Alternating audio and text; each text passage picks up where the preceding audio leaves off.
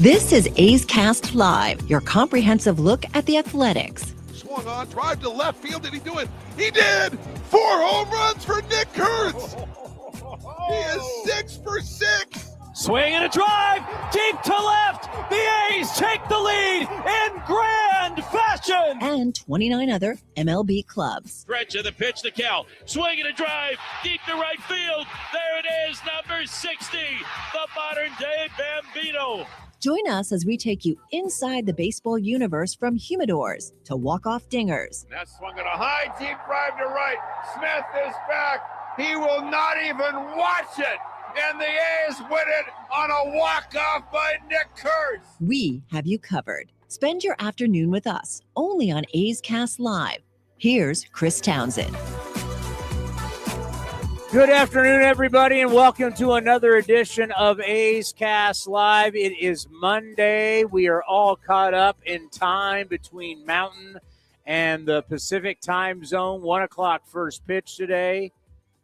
The Cincinnati Reds, are we going to be, are we at home or I believe they play in Goodyear? We are on the road in Goodyear against the Reds. That is the voice of the commander, Cody Elias. I dig that ballpark because if you are from Ohio, which you're either going to be a Guardians fan, longtime Indians fan, or you're going to be a Cincinnati Reds fan. And both those franchises are really, really old, and they have a ton of history. I don't know a lot about Goodyear, Arizona. I just know I've done games from there. It's a cool ballpark. And when you go in there, it just oozes Ohio. And it just, I mean, if you're getting out of the cold, because let's face it, Cleveland, it's been cold. Cincinnati, it's cold. To get out and go to Arizona where it's absolutely beautiful right now. But, you know, I mean, it's what you want from your spring training ballpark. Like when you come to our ballpark and you see, you see Dave Stewart and you see Mark McGwire, you see the pictures and you see all the history and you see all that stuff.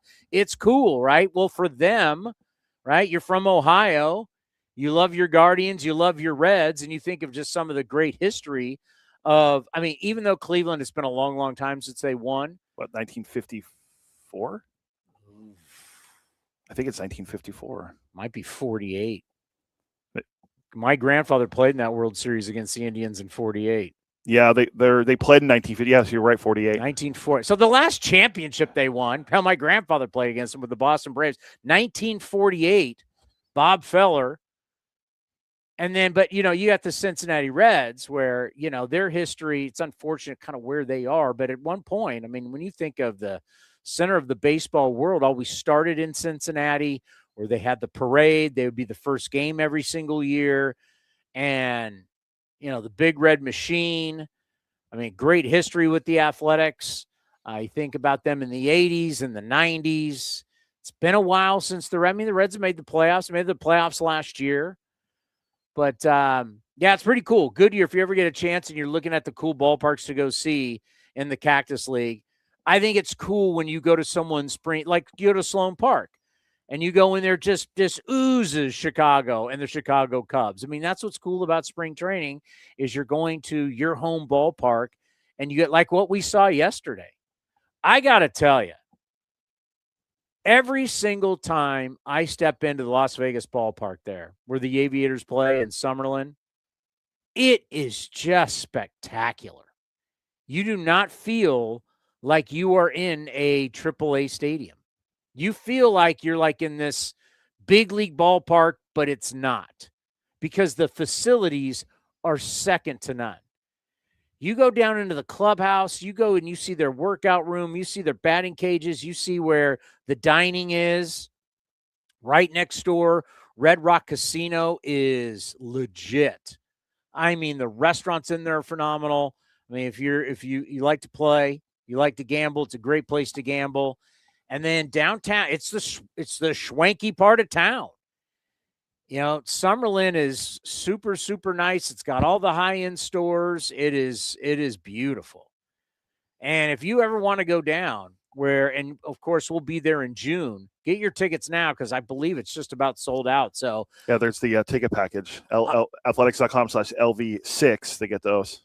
Ideal is you stay at Red Rock and walk right across the street to the ballpark. I'm not telling you not to go down to the Strip, but you don't even need to because T-Bones, the steakhouse, and Red Rock, I remember Darell and I sat there one night at dinner at the Oyster Bar. I mean, Red Rock Casino is awesome, but that ballpark, after our broadcast yesterday, I was walking around and I went out to the pool area and it was reserved for a party. And in the pool were a bunch of just little kids having the best time of their life. It was so refreshing. Like, obviously a baseball game is going on. These little kids don't care. They're in the pool, right? It's March and they're in the pool and they were having the best time throwing baseballs around. They had a barbecue going. It was hot dogs and hamburgers and it was families by the pool. And of course you have the bar off to the left and people are sitting there having cocktails watching the game. But just the way they designed that ballpark for everybody, right? Because you have the high-end level where we were doing our show from, and they've got like the coolest bar that overlooks right behind home plate. And it's beautiful. The suites, we went into one of the suites where a lot of the A's employees were. Suites are top of the line. Like you don't feel like you're in something that's not major league. They dumped a lot of money into that ballpark. I don't know how much it cost to build it at the time, but they designed it so that you have a way to take care of everybody, right? You can take care of high rollers and you can take care of families. The berm was absolutely packed yesterday, but just seeing the little kids out at the pool. I know we won't have a pool in our new ballpark, and I think about what they have at Chase Ballpark in Arizona. They got the pool. Just to watch the kids have a great time. It was really cool. But the ballpark there in Las Vegas is just, I can't, like, they have to leave and go play in the other AAA part. And I know our up in Sacramento, it's nice, and we've put money into it, and it's nice. But, I mean, I haven't been to all the AAA ballparks, obviously, but the ballpark in Las Vegas, for anybody who just wants to go, you want to go down, have a good time, you want to stay at a great casino, watch some baseball, I don't know if there's a better venue. And then downtown Summerlin has the shopping. I mean, for God's sakes, they got a Nordstrom's there. I mean, it's like they got everything. They got high end. They got that little the outdoor mall. They're having their farmers market yesterday. I mean, it's legit. Yeah, I mean, it was the same. I went back and like every once in a while I look at memories on Instagram, and it was a year ago yesterday when we were at doing, I think the first day, or we were at Big League Weekend out in Summerlin, and then the day before that was when we were at the Las Vegas Patch Reveal and we interviewed Rooker and Steve Hill there with the spear in the background. It was the baseball, and it said "Welcome Athletics." So to be back there again was really cool. And then you're right across the street, downtown Summerlin. You know, we did the show there on Saturday with all the shopping. You know, there's a Lululemon in there. I'm a big Lululemon fan. So, you know, that's a big thing for me. But they have Fiore too. So what do you do? Yeah, I've never actually bought anything there. I'm gonna have to. What do you do, Fiore or Lululemon? Yeah. I mean, your guy Paul Skeens, his girlfriend Livy Dunn, she made Fiore. I mean, you might have to switch allegiances. I know the owner of Fiore is one of the guys with Drew Brees that wants to interested in buying the Padres. So there's a lot going on between these designer brand clothing. But to have Eric Chavez out there, to have Scott Hatterberg was really, really cool. And want to thank everybody that came out to see us. Shout out to one of my all-time favorite fans, Salty Tom. He was there, yeah. From Salt Lake City stopped by. And Salty, if you're listening today or watching today, I'm kind of sad that I got to see you right before the show, and then you vanished. I love me some Salty Tom, who is longtime designer. You know, he worked for Lucasfilms. I mean, he's kind of one of these really smart guys. A lot of the late night colors that we have, I would say, are not the smartest. They're not the sharpest knives in the drawer. Salty Tom is a super, super smart guy. Yeah, I would put him towards the top of the list, the bottom of the list. Yeah, the IQ for Salty Tom is a little, when you work in his industry, you cannot be. Yeah, you're one of those guys. I don't know where he went to school, but he's one of those fancy college guys. who gets one of those jobs working for people like Pixar and Lucasfilms, and, he's one of those guys. So, Salty, if you're listening, it was good to see you. He came to us right when we were about to get on the air, and then I didn't get to talk to Salty because I love gave me free Disney. He's the kind of guy that goes, hey, Tony, you like going to Disneyland with your kids? Yeah, let me email you a couple tickets. Wow, I didn't realize it. Kind of free tickets to Disneyland. Lucas, that makes sense, yeah. Should have thought of that. I don't know about you, but I can't. I have no connect. I don't have the pull to just go, oh, you want free Disney? Yeah, here you go. Yeah, I used to you go. You're the chump that takes phone calls after the game. Here's some tickets for you for Disneyland. I used to use when we worked in terrestrial radio. I used to use hey, let's get a media pass for my wife and I to go down and hang out to see Disneyland, because you get to do the media thing for like one day or whatever just to get in. Now it's just like, oh, we'll go down for a day and stay with our family and all that, but. We also no. Now it's go down and stay at the Disneyland Hotel and do tickets for a couple of days, and now your sweet little Disneyland trip costs thousands of dollars. Thousands. It's no joke to take a family there. All right. I was thinking about this yesterday as I was at Harry Reid International, the airport there in Las Vegas, as I was leaving, and there was buzz yesterday, major buzz. And we have interviewed basically, once we got Tommy Tanks, who we got some A's Cast Live yesterday, and leaving the yard. You got the dingers? I have I have both, but we'll play the B-roll while we talk, and then we can play the actual audio. Tommy Tanks leaving the yard. I noticed throughout the weeks that we've been doing this, as we're leading you up to opening day. Opening day is going to be crazy, by the way. We're talking to the Hall of Famer Ken Korak about that. Opening day is going to be in Toronto. Why is that, north of the border? Why is that important? Well, obviously, it's going to be a raucous, sold-out, raise the American League Championship banner. They're going to honor their team for going to the World Series like they should. And it's going to be a great start for our boys. It's like, welcome to the fight. You're taking on the American League champions. Game 1, you better be ready to match the energy, because that building's going to be raucous. They're going to be partying in Toronto. They love their Jays. They just, there's something about when your team wins, everybody gets energized, and you're going to have to shut that crowd up, and you're going to have to match the energy right out of the gate against a very good Toronto Blue Jays team.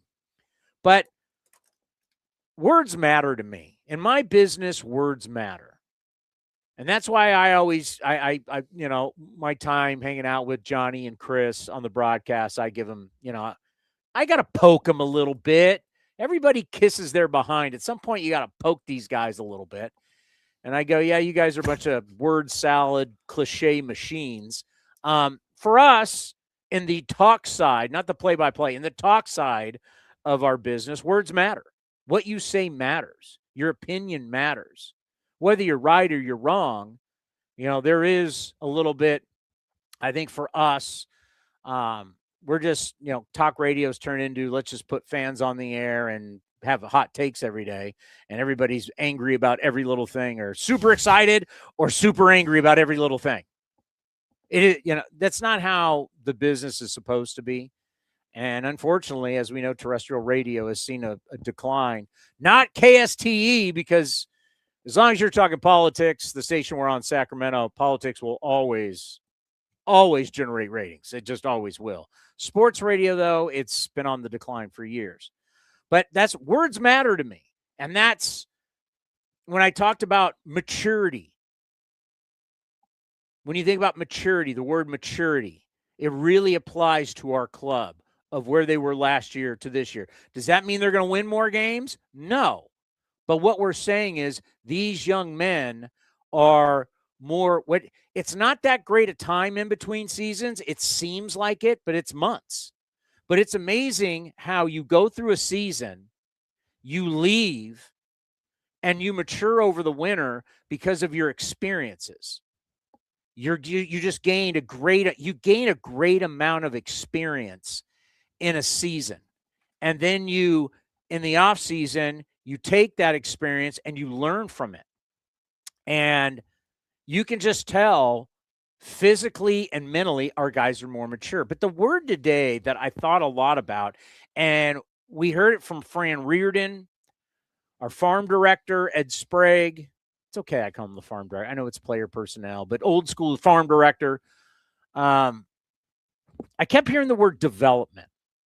And why it applies today is we have tried, like every other sport, and every sport does it, we're trying to make everything about our sport bigger. WBC is going on right now. The Dominican is last time I was in there watching it, Fernando Tatis Jr., Grand Slam. O'Neal Cruz went deep. They lead Israel 6-0. Bo Young Moon from Korea has 11 RBIs. He plays in the KBO, kind of a hefty lefty, and he swings it. Guy's got 11 RBIs already in the WBC for Team Korea. And after his Grand Slam at the Tokyo Dome, he's coming in doing the airplane. I mean, it's fun, right? But we're trying to grow our game in so many different ways. And what we've tried to do in our game is grow our game a lot from the prospects, the minor leagues. And it's an industry, right? There are people who get paid just to follow the minor leagues. We're having one on today. Jesús Cano from Baseball America, right? There's people who just follow the minor league game. When years ago, no one cared. Now it's part of the industry. People are making money off of it.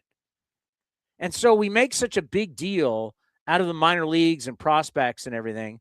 But the word that kept coming up, and if you go back and listen to everything that we've been doing from Arizona, the word development has been coming up a lot. Essentially what the minor leagues are is to develop players and hopefully develop players that will then play for your big club. That's it. That's what it's about. And Fran Reardon, the manager of the Aviators, talked yesterday about part of the development in our system is winning. To where this whole thing came out about the Yankees, to where the Yankees, they didn't care about anything but just pure data. How hard you hit it. They don't care if you strike out. They don't care if you make outs. All they care about is how hard you hit the ball. And they got exposed. And Brian Cashman had to come out and be like, whoa, that's not really how it is. And then you had all these ex-Yankee minor leaguers going, that's exactly how it was. They weren't about developing players. They were developing guys that fit the data points they wanted. Well, part of our development, and I'm gonna tie this up so it will be interesting, I promise. Part of the development for the A's is winning. It's just not your individual numbers. Do you play winning baseball? And why I bring up the word development today is we have some players that you wonder where are they on their development. And when you look at Henry Bolte right now, probably the number one, I know it's not the hottest, but we'll start with Bolte. The way he is playing and continued to rake yesterday in Las Vegas. So we had two games yesterday. We had Las Vegas, and then we were at home in Arizona, Mesa, against the Dodgers. Henry Bolte has developed into a player that is looking like he's ready to compete at the major league level. That's what the minor leagues is all about, developing players to be able to play on your big club. That's what it's about. His development looks like he's now ready. Tough decisions. The next one, my God, Leo De Vries. When it's popped up on my phone, so I'm sitting there. I don't know where I was at the ballpark yesterday, but I was walking around. I might have been in the merch tent when it happened. Got a sweet, by the way. Big League Weekend shirt. The merch shop at the Las Vegas ballpark. Oh, and remind me, I talked to the guy who runs the merch shop. They're going to have exclusive A's. We won't. What are we? Is there a name for that week that we're there? We're taking on the Brewers and the Rockies. Not that I've seen yet, but he's going to have exclusive athletics gear for all the fans to buy just for that weekend. And he's going to send us some that we can wear on the show to show everybody what you're going to get while you're down there. I was working for you yesterday, Commander. There's also 6 giveaways that series too. Remember, athletics.com/LV6 if you want to try to get tickets for those games against the Brewers and Rockies. And the second one, I believe it's the second week of June and at Las Vegas Ballpark. So like the shirt I'm wearing from last year's, if you're listening on the radio network or athletics.com/A'sCast or KSTE or anywhere on the A's radio network, you can't see the shirt, but it's the gold shirt from last year. We get to wear a lot of our spring training stuff this time of the year because once we get in the regular season, you got to get dressed for television. So, but we'll be wearing some of them. He's going to send us some of the merch for what the exclusively sold down at the Las Vegas Ballpark when we were there in June. But Leo De Vries, I mean, the reality is it's about development. And when your time has come, the reason why you develop players is to eventually, the goal is to get them to the big leagues. And you've got to make some very tough calls of when, because every single move, when you add, you got to subtract. And Leo De Vries is letting everybody know, I'm not far away. Ed Sprague told us his counterpart, we've had this discussion now multiple times, so if you've heard it, I apologize. Whoever the farm director is for the Padres told Ed Sprague at the time of the trade last year that the Padres were thinking about bringing Leo up and having him play left field for the stretch drive for the Padres to make the playoffs. So the Padres were thinking about, this is how much they thought about him. He's 18 years old. They're like, super athletic kid. Hell, put him in left. So the Padres were thinking about bringing him up last year. How can we not think about him coming up at some point this year? He's only hitting 385 in spring. I mean, 2 home runs, grand slam. I know it's spring training, but if we're about development. 3 steals too. At some point, you've developed into a player that has earned the right to go to the big leagues. There's no trophies for developing guys and keeping them in the minor leagues. I don't care what MLB.com ranks systems and we're going to rank prospects. Well, I don't care. Who cares? That is all just content. And we now all buy into it. And obviously our show, we need content. So we'll look, we've got 4 guys in the top 100. It means nothing. In the grand scheme of things, it means nothing. Are you somebody who's developed enough to come help us win games at the big league level? That is your value. And Tommy tanks. So when you look at Tommy White and you look at Henry Bolte and you look at Leo De Vries, they are starting to look like players that can help us win games in Sacramento. And that is what matters. And development, the word development means a lot because that's what the goal is, to develop them into players, and wasting talent in the minor leagues does you no good. So I had a bunch of people reaching out to me yesterday going, have Leo start on the big club now. Probably not going to happen. But I assume he's going to go to Midland. I kind of like the idea of him going to Midland because Las Vegas is it's the equivalent of arena football. Sure. And so it's like hitters are not that good and pitchers are not that bad. Midland, Double-A, David Force has always told us once you're in Double-A, you can see the big leagues. Have him play in more of a regular environment. I mean, if he goes to Double-A and just starts ripping it up at 19, there are some guys throughout the history of our game. Alex Rodriguez was Mariners are a great example. They had 2 guys. They had Ken Griffey Jr. and they had Alex Rodriguez. They were highly developed physically, young men, also mentally strong. And there was no point to have Griffey out of high school, plays a little bit in the minor leagues. Where you go. A-Rod, same thing. They were so gifted and so talented, there was no reason to have them in the minor leagues. I mean, A-Rod had 200 hits like at the age of 20. Look that up. What was he, 20 or 21? A-Rod had 200 hits in a season. You know, when everybody's like, yeah, keep these guys in the minor leagues. Wait, how old was he? When A-Rod he was 20. He was 20. He was 20. 54 doubles. Guy's 20 years old, got 200 hits in the big leagues, and a lot of these old-time baseball people have been like, yeah, he needs 8,000 at-bats. Got to get some dirt underneath his spikes. Please say, I was waiting for you to say that. Who is, I don't even know, Tacoma. I don't even know who their AAA was at the time. Oh, say it's Tacoma now. I don't know what it was then. I don't know what it was then. You want A-Rod in Tacoma, or you want A-Rod at the Kingdom getting 200 hits at 20 years old? Al Kaline was in the big leagues at 18. They're just certain greats. They don't need to be there forever, right? Will Clark, he didn't need to be. Nick Kurtz doesn't need to. Like, they don't need.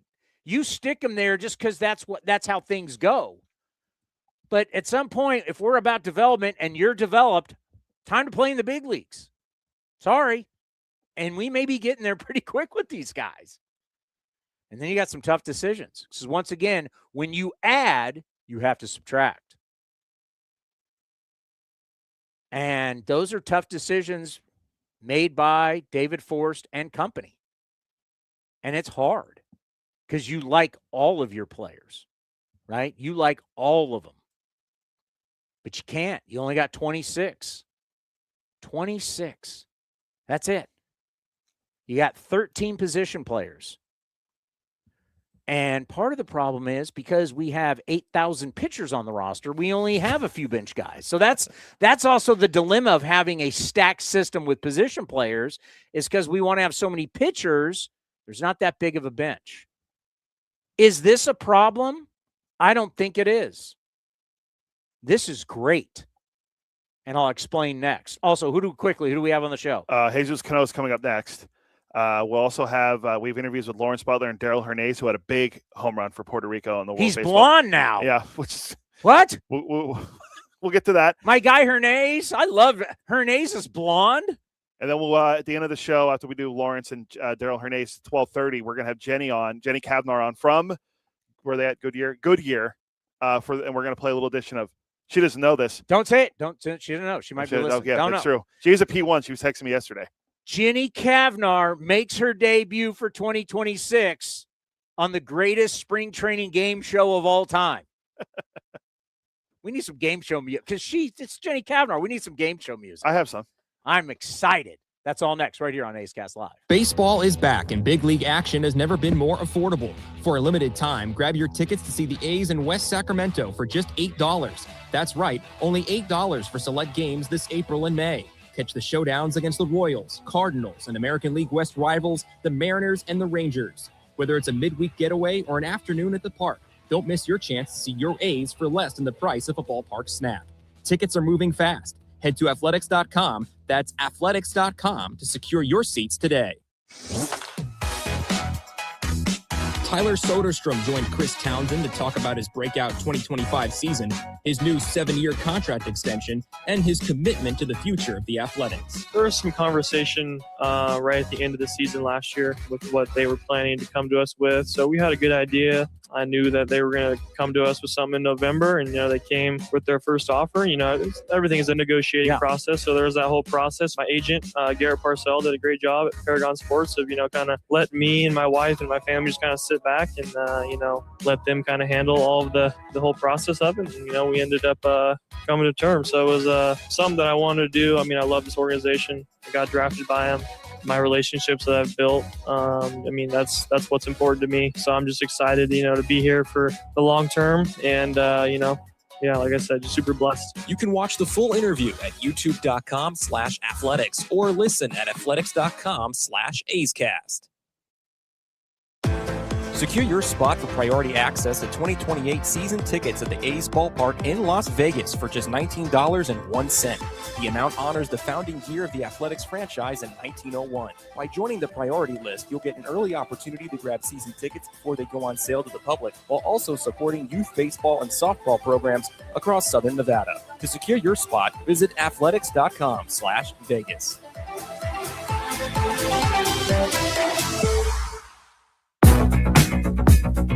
The time is now. Grab your sunglasses, A's gear, and get ready for some fun in the sun. Spring training is back as the Athletics get ready for the 2026 season. Now's the time to make plans to catch us in Mesa, Arizona, and enjoy the sunshine of your family and friends. Grab your tickets for the best seats at the lowest prices as your green and gold take on the Dodgers, Giants, Cubs, Padres, and more at Ho-Ho-Cam Stadium. Don't wait. Get your tickets at athletics.com/spring. That's athletics.com/spring.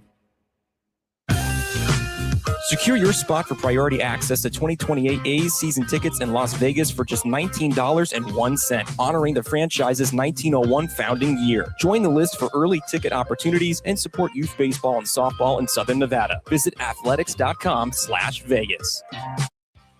The A's YouTube page is your go-to destination for A's video content. Get access to great highlights, exclusive behind-the-scenes content, classic games, A's Cast Live, and more. Streaming from the studio, A's Cast Live continues with Chris Townsend. All righty, Jesus Cano from Baseball America was in Las Vegas at the Las Vegas Ballpark for the weekend, big league weekend, the Athletics against the Los Angeles Angels, Disneyland, Anaheim, whatever they're calling themselves this year. Jesus, how are you? I am doing well back in Phoenix. Had a great time this past weekend over in Las Vegas, getting to watch the A's in their future home and just, had some good players out there in the roster wise, but back down here in the desert and minor league games start this week. So it's going to be exciting to see a lot of these A's prospects playing in the quad, seeing multiple of these guys that I won't get to see throughout the year. It's the best time of the year right now, really. No doubt about it. I love it that guys, we're going to see the minor leagues games going as some of our guys, whether it's Junior Perez or Brett Harris, has been sent down. And let's start there. Brett Harris, he'll be somebody that will be back. Players get hurt. You need depth at AAA. I thought Brett Harris did a tremendous job for himself. I was calling one of the games and we had him on and he was playing first base. I don't know if you know this, but most of his career has either been at third base or second base. He's a big dude to be playing second base, but now playing first base adds some versatility. But the big thing here is that really signifies Max Muncy as the third baseman for nothing's official, but he'll probably be the starting for third baseman for the Athletics this year. We talk about drafting shortstops. They're the best athletes, and then we can move them at other places. He never looked comfortable at second base last year, getting more comfortable. Bobby Crosby, who's working with him right now, believes that he's going to be very good. What do you think about Max Muncy getting the starting job, Max Muncy offensively, and growing into the Athletics third baseman? Yeah, and I think the big thing to be able to comprehend is Brett Harris, with him getting sent down. I mean, great defensive player to have. I mean, we've talked and seen all the raves that we've seen about what he's been able to do in the infield, but I think the bat's going to be able to produce that there. But like you mentioned, he's going to be somebody that eventually makes his way back up. But in regards to Max Muncy, I think the biggest thing that's always followed him throughout his entire career has been a lot of swing and miss issues. And there was stuff that he was able to fix when he was going through low A Stockton back in the, back when he was first starting off with the A's. And you've seen it progress. You've seen him get better. Different stints in the Arizona Fall League, and unfortunately had the injury to finish last year. But I know you mentioned that perhaps, he could be the candidate for the third base, but I wouldn't rule out Darell Hernaiz, after what we saw him able to do at the World Baseball Classic and have that mammoth home run. And I was actually chatting with Billy Owens over the weekend in regards about Hernaiz and just the development that he's seen. He's a young guy, 22 years old, is continuing to learn to play at the highest level, has gotten, a really good experience in the World Baseball Classic. He's a guy that's still growing to really gain confidence in himself. He's a great player. He's a guy that can hit the ball well. We've seen a little bit of pop in the exit velocities too, so I wouldn't count him out either. But I think another guy that could be in contention for that third base spot, and you see the A's go through different players and stuff like that. Tommy Tanks? Are we going Tommy Tanks? I'm going Andy Ibanez. I mean, the A's always do this thing where they sign a veteran guy. We saw with Gio Urshela, stayed for a little bit with the team until he got designated for assignment. But I think Ibanez brings that experience. The A's will pick him up, from the Dodgers, being able to claim him and stuff like that. I think he's a dark horse candidate too that could be able to do, especially bringing that experience on the infield. Has played some years and could be a good bat. Whether to start or coming off the bench too. But I mean, in regards to Tommy Tanks too, I mean, we saw what Tommy Tanks was able to do on Sunday, right, with that massive home run that he had in Las Vegas ballpark. Is that where he's going to start the season? I don't know. He missed, a decent amount of time last year at Double-A, made up some time for it over, in the Arizona Fall League too. The swing looks good, but, I think the defense definitely does need to be cleaned up a little bit. Credit to Tommy Tanks. He has put himself in really good shape compared to where he was back when he was at, as a freshman at NC State, and then to where he's at right now through LSU and NDAs and stuff like that. So, I mean, there was just some really encouraging signs to see, and there's some really good options. I think Max Muncy, from the time that I saw in the Arizona Fall League, he's starting to get a little bit better at the position-wise, but I think being able to really clean up the swing and miss issues is something that's going to be able to propel him a lot, especially at the hot corner. People brought up Ibanez, and I just want to remind you and everybody else, we have very small benches now in baseball because we're carrying 13 pitchers. His value to us is not of an everyday guy. His value is that he can play a lot of different positions because guys will need days off. Guys will get hurt. He's going to have to fill in a lot of different spots. If you now take him and say, you're the third baseman, we've now weakened our bench because we don't have another player like him that can play all over the diamond. So when I look at him and I go, yes, could he play third? No doubt about it. And he will play some third. But when we have very small benches, if you take that super utility guy and make him an everyday guy, who now becomes the player that fills in at all the positions? And I think that's an excellent problem to have on hand right now, because when we were talking about the A's maybe a couple of years ago, it was like, okay, who's going to field any position on the field right now? Now we're talking about a prime battle for that third base slot, right? And which is a premium position right now. And they have really good options too. Ibanez could fill into that role, but I think Max Muncy heading into spring training right now, and with some of the transactions that have been happening over the past couple of weeks, I think is still in contention to be able to do that. And listen, I mean, he showed out last year. The biggest thing that he worked on was the defense, because the bat has had the same trends and stuff like that, but the defense has really been able to clean up too. And the assignment down at the Arizona Fall League, I think, really indicates the amount of work that they wanted to get him down this year, even regardless of him getting that major league experience. So he's up there. But Hernaiz too, man, like Hernaiz, I mean, Billy O talked to me a lot about him too over the weekend, man. Hernaiz, and we saw what he was able to do. Maybe bring some of that confidence, maybe bring some of that swagger back to him, in Mesa and eventually West Sacramento. But he's also a guy, too, that can play all over the diamond too. I mean, he can play second base, shortstop, third base. I think he's athletic enough to, if they wanted to try him out in the outfield, he could do so too. I think he's a guy that's really molding and developing into himself. Still a young guy with that confidence. I mean, look how crazy he's going. Look how happy he is. Look how excited he is. I don't think I would have expected this type of energy from Hernaiz, who is really hard on himself and really, pushes himself to become better. Look at that confidence right there. So I think Hernaiz is definitely a guy to keep an eye on too. Our guy Hernaiz is blonde now. I mean, it's like looking at a blonde Darell Hernaiz. He's got $1 million smile. And we've had him on with his father. I love him as a kid. It was so interesting when he came over from Baltimore. He would watch this show in the minor league. So he knew, like, when he came to spring training, big league camp, he came up and introduced himself. He is such a sharp young man. He definitely has a future with us, and we're going to see. I just can't get over him being blonde. We're going to have to write him about that. The blonde Darell Hernaiz, the towhead. That's so good. Look at that. It is so good. And that the experience that you get in representing your home country is just something so special. And you truly see, as you said, the joy in Darell Hernaiz, because we haven't seen a lot of joy the last couple of years because of the injuries that he has had to deal with. So good to see him balling out there. And that home run was absolutely huge. Tommy Tanks, I don't know when it's going to happen, but I do believe he will be up. We had him on the program yesterday. Tommy Tanks has a lot of swag. I mean, he's got that swagger, and he brings it from LSU.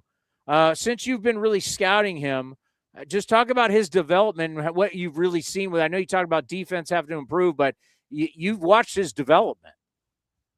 Yeah, I have. I mean, I remember last year, walking through spring training and staying towards the backfield towards the end. I ran into Tommy during minor league camp, and we talked about it. I mean, of course, he had the chains with the big fish and everything like that. He definitely has swagger. Didn't keep the long hair, though, but I dig the short haircut that he has right now, and obviously got to see him in Vegas this past weekend.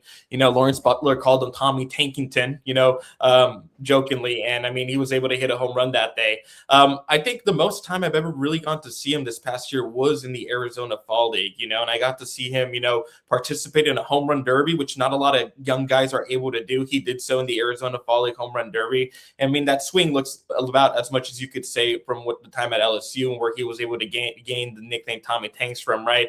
And I think the big thing too is we talked about the thing defensively, right? Tommy's gone into good shape, has been working on getting down lower and being a little bit more agile at the hot corner. He also got a little bit of work at first base during the Arizona Fall League, where he looked solid. I mean, definitely looked like a guy who was going from third base to first base in that case, but adding a little bit of defensive versatility to where he could do. But I think ultimately one thing that I have seen over the past year from him is that there's been more contact for him based on compared to where he was in college.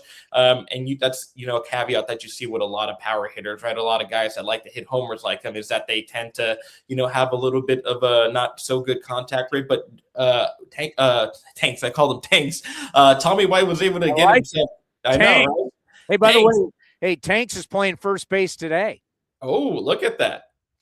I mean, and that kind of shows you the direction they want. They want to be able to find a position for him to be able to do that. He has power that plays both ways. Evaluators really like the way that he's able to hit the ball in a lot of the directions. But I think the biggest thing, is going to be that defense to be able to hold up. As we see and as I've seen throughout the different minor league levels, man. I mean, premium defense is a premium, right? It's important to be able to have that. And when you're playing in Major League Baseball stadiums against some of the best players out there that hit the ball really hard, you're going to be able to need to keep up with them, get low, and get those balls out. So I think I recently wrote a story about some of the most critical prospects that are facing important seasons, and I mentioned Tommy White as one of them.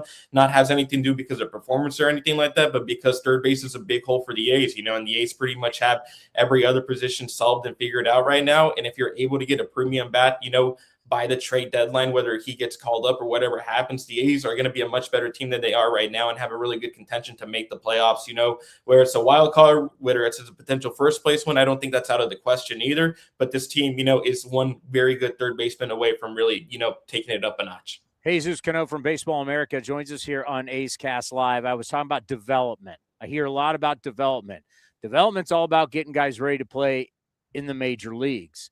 And at some point, you have developed into a guy that it's time for you to help. And I really think about Henry Bolte. We've been following him since we did his first interview, coming out of Palo Alto High School, being a second-round pick, where he is as a young man. Forget my opinion. I want your opinion. Where are we on his timeline? Where should he be? I think he should be up this upcoming year. And, you mentioned, him. I was actually working at the San Jose Mercury News, as a high school sports clerk, and I remember writing blurbs about Henry Bolte, for our high school roundup. And then later that summer, I was present, for the Merc when he signed his contract at the Oakland Coliseum. And I remember seeing that batting practice. That's truly one of the first times I've ever seen a high school player take batting practice. And he was just hitting home runs into, the upper level of the bleachers out in left field, back at the Coliseum. And I was just amazed about how much power he had at the time for his age, so raw, so young. And, I think one issue that kind of followed him throughout, kind of similar to other players, here is that he whiffed a lot. He had a 33% whiff rate last year, but the exit velocities were amazing. I mean, this guy hits the ball really hard. He's been able to improve. He's a 70 grade runner, according to us, and has pretty good defense in the outfield, and the power's at 60. The power's at 60 according to what we have here at Baseball America.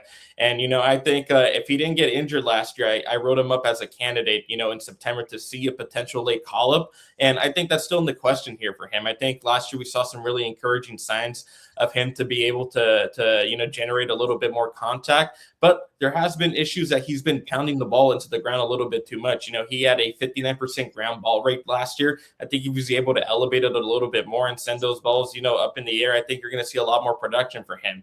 But I expect him to be a guy that could hit, 25 to 30 home runs and steal a lot of bases too. I mean, a guy that could potentially have a 30-30 season. I don't think that's out of the question with his speed and the amount of power that he has as he continues to develop and hone in. But I think for any A's fans that are in Vegas, I think he'll definitely be with the Las Vegas Aviators. And I think it'll be a good glimpse into the future as to what could come in the future.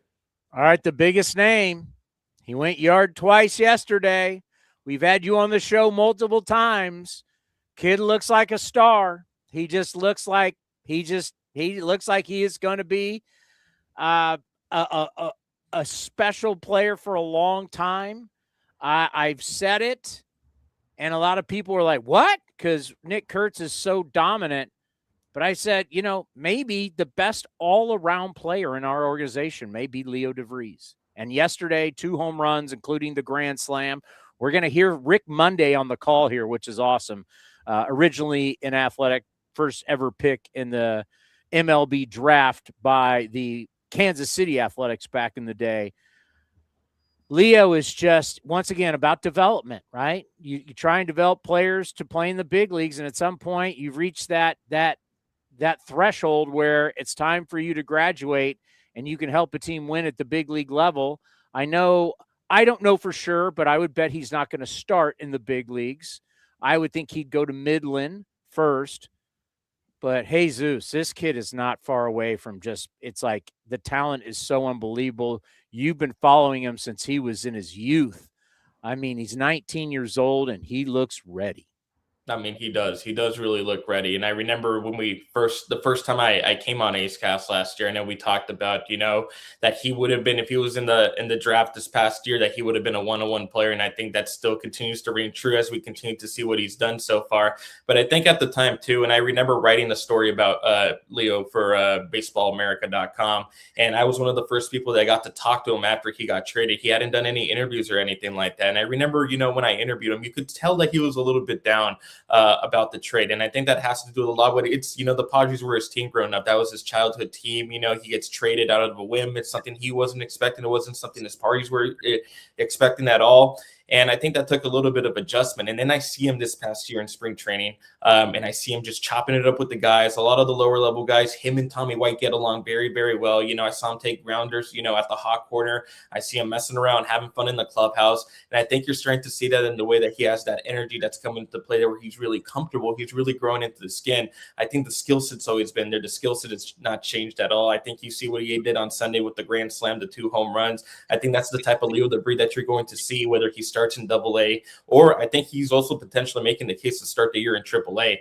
In fact, last year I was surprised that when the Las Vegas Aviators made it to the Triple-A National Championship, that he didn't get the call up to go help him out there, which kind of would have been needed for them because they ended up getting walked off in their own stadium. And I think Leo De Vries would have made a big difference in that game, regardless of the matter. This is a much more mature guy that's really grown into his own skin. It's still developing into his own body. Like, it's hard to believe that this kid is 19 years old and the way that he looks and the way that he plays. And the fact that we're talking about him 19 years old. And I remember during the first A's Cast I was on, I told you, I was like, I think he's not going to be up in 2026. I think 2027 might be more timetable. And my mind has kind of changed about that. I think there's a big possibility we could see Leo De Vries this upcoming year, whether it's at, midway point of the season or in September. I think there's a good chance that if he continues to produce this, and then if there's a gap, at third base, which I think he is a very athletic enough to be able to take that position, or whatever else opens around the infield, right? Because injuries could happen, whatever. Right. I think he could be a guy that's ready to get primed into that position. I remember even Ed Sprague said that the Padres were considering of putting him in the outfield last year, as a 18, 19-year-old, 18-year-old. Yeah, 18-year-old. So it's not out of the question to see him up this year. I think my opinion has definitely changed on his timetable. Yeah, his birthday's in October. So he just turned 19. So this season he will be 19. And this kid is, we won't even, I love Mason Miller. I think he's a great man. Mm-hmm. I mean, Mason Miller is really good people, and he was good to us. He's just a really super guy. But years from now, we're not going to be talking about Mason Miller. We're going to be talking about Leo De Vries. This was like, wow. I mean, I don't know what Net's going to bring. Hopefully Net will start some games. Baez, Nunez out of the pen. The other three guys, the other three pitchers can probably all help us at some point. But Leo is a whole different stratosphere. Quickly, anything to promote for Baseball America coming up? Nothing besides that. Our most recent cover is coming out. It features Kevin McGonigal with the cover of Batman on it. That's going actually up for pre-sale right now. If anybody's interested in buying anything right now, the next issue after that will be our draft issue, which comes out during draft season. And obviously, with the A's having the number 8 pick in this year's draft, they're going to be in a position to draft a pretty valuable player that's going to help the team for years to come. So that's something else too. But I do want to mention, as somebody that watches a lot of minor league baseball games and stuff like that, if you're in spring training and you have any time to go out to Fitch Park and watch some of the minor leaguers play, I think it's some of the best experience that you're able to do, because not only are you watching the future of these players, right? You could watch Jamie Arnold, within 90 feet of you, and see a future ace on the mound potentially, and a bunch of other players that they have in the system. But they usually have 2 or 3 games going on against other teams' minor leaguers, and there's just so many good players around it. There's, those are open to the public. It's free. You don't have to worry about paying anything. You can get there. If you're a young fan and want to get some autographs, that's a really good opportunity to get those autographs, because the players are literally right there, like literally from like here to like the end of my wall right there,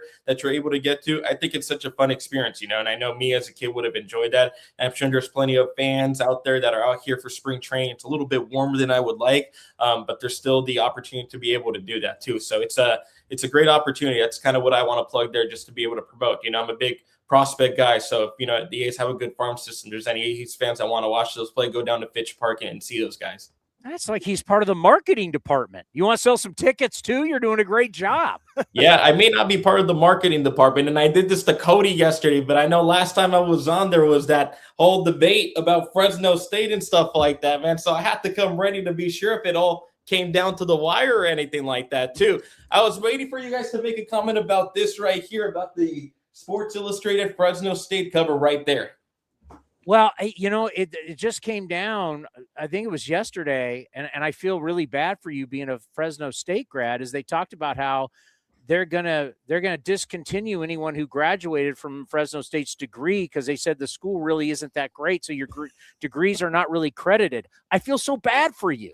You don't have to feel bad for me. I don't feel think bad that like your degree on your wall, you're saying it's worthless. You know what I feel bad for? I feel bad for the fact that San Jose State football was so bad, Cody had to cancel his season tickets. That's what I feel really bad about. Yeah, I didn't renew him. I went to one year. There we go. The truth comes out. It's true. I mean, I don't lie on this program. I'm honest. I got rid of them because I went to one game last year, and I looked at the schedule this year, and we're going to be in SAC for the first couple games. So I'm going to miss those too. Yeah, things have changed for us a little bit where we are during the year. I'll feel for you. Maybe someday you guys will get your credits back, and your degree will be looked at as a great accomplishment someday. Enjoy the Pac-12. Maybe one day San Jose State will be good enough to be in the Pac-12 one day. Well, if you look at college rankings, they're talking about how we keep going up because San Jose State graduates get really good jobs. They're like, we're one of the schools that graduates make the most money out of college in all of colleges. That's something Fresno State will never have. So you can win some football games, but you'll never have the degree and the job. When your rent is $3,000 a month to live in a shoebox, you kind of have to make that money to do it. So I get it. Welcome to Silicon Valley, baby. You want to be a primetime player? This is where you come. I got nothing. You smoked us in football. I got nothing. Hey, you're dynamite. Keep track if you hear of anything, because I know you're going to be at Fitch Park. Like you said, we got the 4 fields, and you can like go from game and field to field. It's just awesome. Fitch Park, what we have there, the Lou Wolf Center. If you hear anything, see anything, let us know. We'll get you back on quick. But, of course, we'll talk to you throughout the season. Yep, let's talk spring breakout sometime. Oh, that's right. When is it? March 22nd against the Brewers, right? Against the Brewers. You're going to get to see Jesus Mata versus Leo De Vries. I mean, come on. That's amazing. All right, we'll talk soon. Jesus Cano from Baseball America does a great job. And what's cool about having him on is that he grew up an A's fan. So, you can bring guys on and they're going to give you their take on, like, he really knows our system. And obviously he covers all of minor league baseball for Baseball America, but he's got a special eye on our guys. And that's why it's great to have him on, because he truly does care. And Fitch Park's beautiful, like when you're there and all the different games going on. But listen, I'm not like Cody, where I'm going to read magazines you don't read magazines, but I'm going to be on Twitter and I'm going to lie to you about, I like this guy. This guy's great. If I've never seen He's got a little hair on his ass. I mean, you're reading your draft magazines. I like this player. He's got good feet and he's got power. It's a road grader. Brings his lunch pail to work every day. I mean, he bench pressed 225 22 times, and his vertical and his What? You've never seen him play? You're trying to tell me when you're watching Purdue football that you were watching the guard play this year? I did. Well, he did run a 4.330 or 4.340. So he's NFL draft. Oh yeah. When I was watching Wisconsin. Oh really? You were watching the defensive tackle when you're watching Wisconsin on ESPN2 at 9 a.m. No, you weren't. You liar. I've now seen Leo De Vries. I now can honestly give you my opinion. I've watched him multiple games. I've been doing this almost 30 years. And certain guys, and I brought up A-Rod, because A-Rod had 200 hits at 20 years old. When there were numbskulls who were trying to say he probably should still be in the minor leagues, he came out. He's 20 years old. He made his debut at 19. Yeah. He had 200 hits. He wasn't on roids yet. He had 200 hits at 20 years old. He actually debuted at 18. Alex Rodriguez, Ken Griffey debuted at 19. Let's find out. I mean, what are you going to do with Ken Griffey Jr.? Once again, I don't know if their AAA was Tacoma at the time, but we can have him sit in Tacoma. He's Ken Griffey Jr. Let's go. Griffey was 19. He was 19. Leo's this way. You watch him play, like this whole thing about, can he play shortstop? I called a game. I don't know which game it was. Was it with Chris or Johnny? And we're sitting there watching going, you're telling me this kid can't play shortstop? This kid can play shortstop right now at the big league level. There's no question. He's athletic. He's quick. He's got the arm. That's why they think he can play third. Does he get bigger? Yeah, he's probably going to get thicker. I don't know how much taller he's going to get, but he's going to get thick. We all get thicker. You start like lifting, right? I mean, we all come out of high school a little skinny, and then we get into college, and then we start really pumping weights and we get stronger. And then by the time like you're 22, 23, I mean, you're lifting and you're growing. So he could be 205, 210, depending on how big he wants to get. Leo is right there at 19 years old.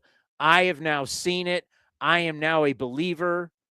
I love me some Kurtz. I love Shea. I love Sodi. I love Jacob. I love Butler. I love Clark. We're not going to say this about McNeil because McNeil's 32. Yeah. He's in a different, him and Rook are different, but I love Rook. I mean, our best all-around player right now in the entire organization may be Leo De Vries at 19 years old. It's impressive. And by the way, A-Rod. Telling you right now, Leo, I was watching Leo steal bags. Kurtz could be a future Hall of Famer. I get it. But he's a big first baseman. Leo is ultra athletic. This kid is so far beyond this 19-year-old. Do I have to break? Yes, we do. I'm talking Leo. So Nate's in our ear saying break. All right, we're talking Leo. I've seen Leo. I love Leo. This kid is special. You're watching and listening to A's Cast Live. The time is now. Grab your sunglasses, A's gear, and get ready for some fun in the sun.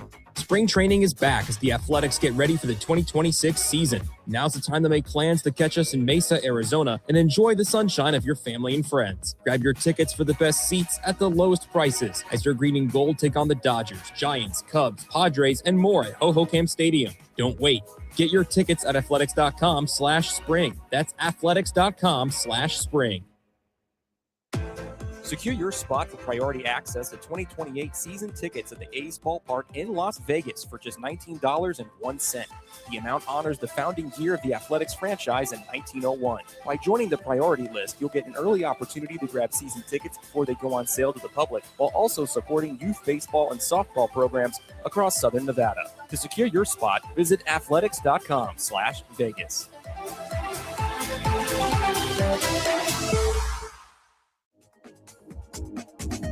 Unlock offers and receive exclusive in-game features by downloading the MLB Ballpark app for iPhone and Android today. Plus, get the latest information on game time, schedules, and more. The A's YouTube page is your go-to destination for A's video content. Get access to great highlights, exclusive behind-the-scenes content, classic games, A's Cast Live, and more.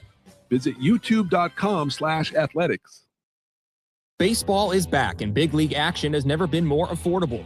For a limited time, grab your tickets to see the A's in West Sacramento for just $8. That's right, only $8 for select games this April and May. Catch the showdowns against the Royals, Cardinals, and American League West rivals, the Mariners and the Rangers. Whether it's a midweek getaway or an afternoon at the park, don't miss your chance to see your A's for less than the price of a ballpark snap. Tickets are moving fast. Head to athletics.com, that's athletics.com, to secure your seats today.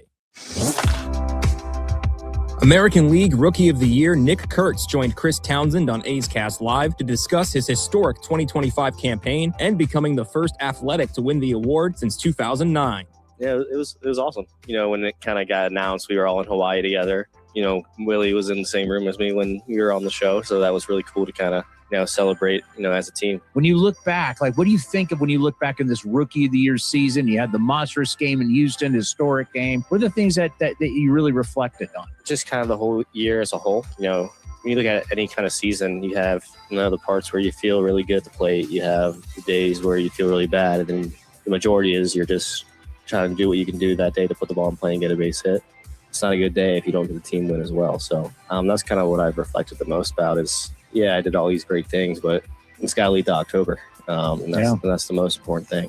You can watch the full interview at youtube.com/athletics or listen at athletics.com/A'sCast.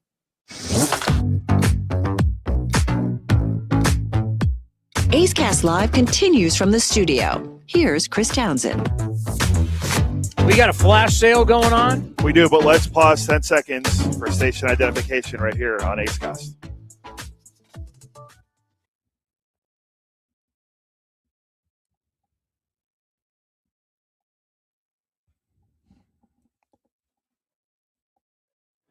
Yeah, we do have a flash sale going on. Celebrate the start of the season with a special opening day flash sale. For a limited time, fans can secure 2 lawn seats for $30 to see the Green and Gold open the 26th season against the Houston Astros, AL West rival, on Friday, April 3rd at 6:40 p.m. Your opening day experience includes a 2026 magnetic schedule giveaway and a post-game fireworks show. Bring your friends and be there for the start of a historic season in West Sacramento. Visit athletics.com/flash sale. I'll full screen the graphic. That's athletics.com/flash sale or athletics.com/tickets to get your tickets today for opening day against the Houston Astros of the AL West. These aren't your granddaddy's Astros. These are a different Astros team. Cannot wait the fight. By the way, Nate the Great back in the studio, who can bet on baseball, has taken the over for the Athletics at 76.5. You know, we can introduce everyone to Nate on video because we're gonna grind. We're gonna grind every win with our guy Nate this year. Because when Nate wins, he promised to take us all to dinner. Should we bring Nate on? Yeah, bring Nate on. Can we see him? Hey, Nate the Great. Hey guys. I got the black coat here. How good are you? How good? I mean, you got to be feeling pretty good about that over. Yeah. 76.5. I wanted 75.5, but I'll take it. I think at least 500. Yeah. So I mean, I don't think we're going to sweat it like we have in years past. I think we're going to blow past it. And probably the number one question that everybody out there in A's land has for you is, where will you take us to dinner after you win?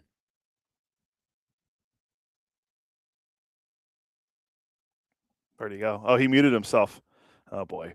There's a nice steakhouse in Folsom we can go to. I like it. Are you excited to get this thing going again? As you run the games, you run A's Cast, you run the A's Radio Network. You're in charge. You are the main man. Are you ready to get it going again? I mean, I'm back. I'm ready to go. I've been back. Let's do it. I've been ready since like December, November even. You're kind of like a lot of our players. You got engaged this offseason. We got guys getting engaged, guys getting married. Got a nice text from you. Do you think you will be a better performer because you're now engaged and someone else in your life that really matters other than you? Do you think we're going to get the best of you this season? It's either going to be the absolute best or the absolute worst. No middle.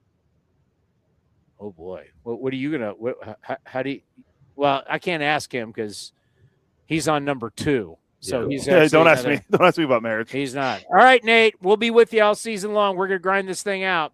All right, guys. We'll talk. Thanks, buddy. That's Nate the Great. Nate, you let this show just get out of hand. Straight off the rails. Let me tell you something. Back in the day, if you were running the Seattle Mariners, do you want King Griffey Jr. in center field or do you want him in San Bernardino? I'm just asking. My grandparents were in San Bernardino. Oh, no offense to the people in San Bernardino. Do you want A-Rod hanging out in Seattle, or do you want him hanging out with the Hart family in Calgary? He's in with the Calgary Flames or the Calgary Cannons, where they were called. The Calgary Stampeders. Stampeders and the Calgary Flames, yep. You want A-Rod north of the border, or do you want him at the Kingdome playing shortstop? Is he hanging out in Seattle or hanging out in Stu Hart's dungeon? I mean, these young players are developed. They are ready to go. I don't want Griffey. It's never iffy if it's Griffey. I don't want him in San Bernardino. I want him at the Kingdome with the Seattle Mariners. I mean, Jesus. If a guy can help you win, let's go. Now, I do think Leo will benefit going to wherever they're going to put him, Midland or AAA, but he is not far away, man. This kid, I mean, look at it. We were sitting there watching Jacob Wilson hit 400 at every level. Like, what else do you need to see? Like, what does he have to hit? 500? You're watching Nick Kurtz literally destroy AAA. And it was funny talking to the people in Las Vegas about Nick Kurtz. Like, it was a joke when he was here. I mean, at that point, you're like, what are you going to do?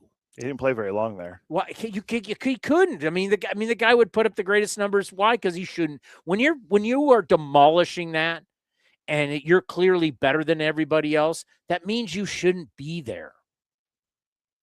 Now, we'll see how Leo starts, but what I have seen. You got the Rick Monday call for the Grand Slam yesterday? I do, yes. This is LA Spectrum Sports in Los Angeles. Yeah, Spectrum Sportsnet in LA. Rick Monday and our friend Tim Neverett. We saw his son Matt Neverett, who calls games with Russ Langer for the Aviators. Matt is such a good dude. This was, and he's also UNLV. Correct. Yeah, UNLV basketball and football. So this is, we were in Vegas. This was down in Mesa. A's, Dodgers. Leo's already gone yard in the game. Here he continues to shine, and listen to the great Rick Monday. And he swings and drives another one to right. Way back it goes. That is home run number 2. It's a grand slam for Leo De Vries, and it's a one-run ball game. 19-year-old Leo De Vries. This kid is something. Well, he's not shy about a home run trot. 2 home runs. Both times he knew it was gone instantly. A pitch up out over the plate and hit up and out over the fence, and enjoy the trot. 80-year-old Rick Monday, former Athletic, Dodgers, Cubs, great career. But as a broadcaster, my God, he's 80 years old, still has that great voice. But what you just heard there, Spectrum Sports Los Angeles, that's the Dodgers broadcast. That's not us homers. That's the Dodgers broadcast going, this kid, right? The Dodgers, who have all the talent in the world, their broadcasters going, I mean, Tim Never's like, whoa, This kid. You can hear it in his voice. This kid's good. I mean, it is the greatest. It's the Jim Harbaugh iron sharpens iron. Right? Great line. Iron sharpens iron. Like I Hollywood Ron Harper, I'll go basketball on you.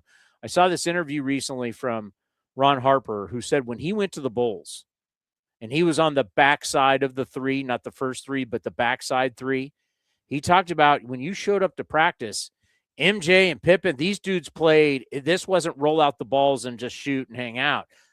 They practiced at game speed. And that made it that the games were easier than practice because the guys you were playing in the games weren't as good as the guys you were playing in practice because they were the Chicago Bulls. Like when you see greatness, like when you hear about how Tom Brady and you'd hear like when we've seen this stuff now we get more that these guys have retired. The Peyton Manning, Ray Lewis were there together talking about playing each other and how much they had to prepare for each other. Greatness is prepared. Greatness practiced hard. Greatness brings it every day. Tiger Woods was no joke. He practiced the way he was maniacal. Like you don't enjoy the greatness doesn't enjoy the ride. Like the greatest winners of all time will always tell you they remember the defeats more than the wins. And they all sit back and go, man, I wish I would have enjoyed it a little more. They don't enjoy it because it's the quest of greatness. It's the quest to be the best. And it's something, it's like a drug. It's like addiction. You're addicted to it. You got to play and you got to put up numbers. And it means everything to you. And does Leo have that? 19 years old, and he looks the part of something really special. And I guarantee you, just like we did with Kurtz, just like we did with Wilson, I don't know who other. We'll be looking at the box scores every night. What's he doing? What's he doing? What's going on? Where is he and what's he doing? We were doing that with Jacob Wilson. We were doing that with Nick Kurtz. He's like, we thought Jamie Arnold was Nick Kurtz 2.0. It's actually Leo. Now, obviously, Leo's not a high school kid.